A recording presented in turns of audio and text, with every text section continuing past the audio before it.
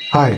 ചൈനയിലെ ഗവൺമെന്റ് വിദേശ വിദ്യാർത്ഥികൾക്കായിട്ട് ഒരുപാട് സ്കോളർഷിപ്പുകൾ പ്രൊവൈഡ് ചെയ്യുന്നുണ്ട്. ഒരുപാട് അധികം ഫണ്ട് ഇതിനു വേണ്ടിയിട്ട് ഗവൺമെന്റ് ചെലവഴിക്കുന്നുണ്ട്. ഒരുപാട് പേർക്കും ഇതിനെ കുറിച്ച് അറിയില്ല.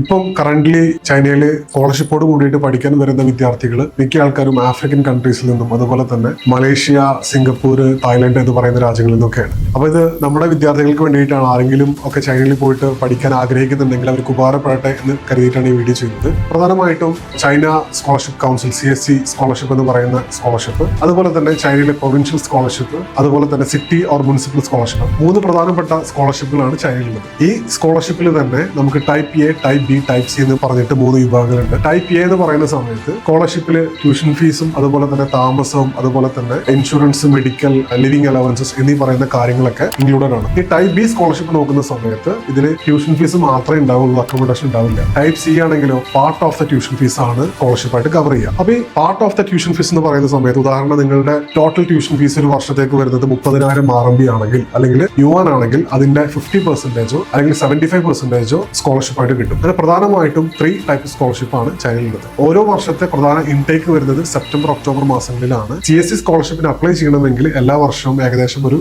ജനുവരി, ഫെബ്രുവരി മുതൽ നമ്മൾ അപ്ലൈ ചെയ്യണം. താങ്ക്